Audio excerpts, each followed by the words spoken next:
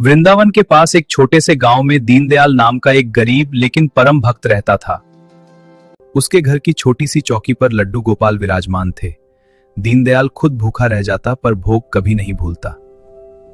फिर एक दिन गांव पर भयंकर सूखा पड़ा। अन्न के दाने लुप्त हो गए और भूख हर द्वार पर खड़ी हो गई।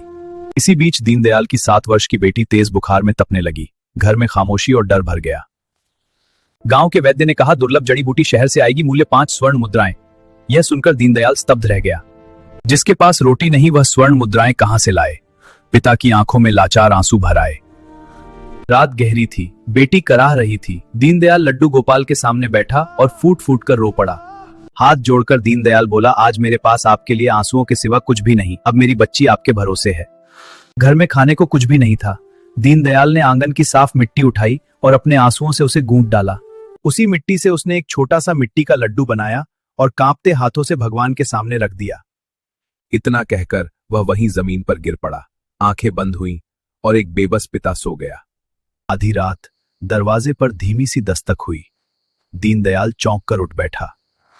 बाबा, मुझे बहुत भूख लगी है, क्या मुझे कुछ खाने को दोगे? बेटा, मेरे घर में तो अन्नों का एक दाना भी नहीं है। बालक हंसा और अंदर दौड़ गया। भगवान के सामने रखा मिट्टी का लड्डू उसने बड़े चाव से खा लिया। जाते जाते बालक ने एक रेशमी पोटली निकाली और दीनदयाल के हाथ में रख दी। एक मुस्कान के साथ वह बालक अंधेरे में कहीं गायब हो गया और दीनदयाल सब समझ चुका था। कांपते हाथों से दीनदयाल ने जब उस पोटली को खोला तो उसकी आंखें हैरानी से फैल गईं। उस पोटली में थी 5 चमकती हुई स्वर्ण मुद्राएं और वही दुर्लभ जड़ी बूटी जिसका वैद्य ने जिक्र किया था।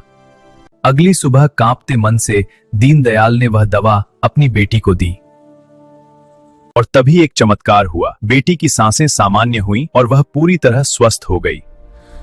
खुशी के आंसू बहाते हुए दीनदयाल लड्डू गोपाल को स्नान कराने मंदिर की ओर चला। लेकिन मंदिर में उसने एक ऐसा दृश्य देखा जिससे उसके रोंगटे खड़े हो गए।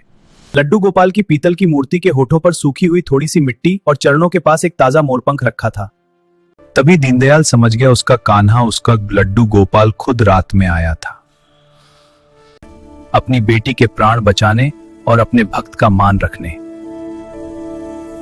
इस कथा ने यह सिखाया, भगवान कभी भी अपने सच्चे भक्त को परीक्षा की घड़ी में अकेला नहीं छोड़ते।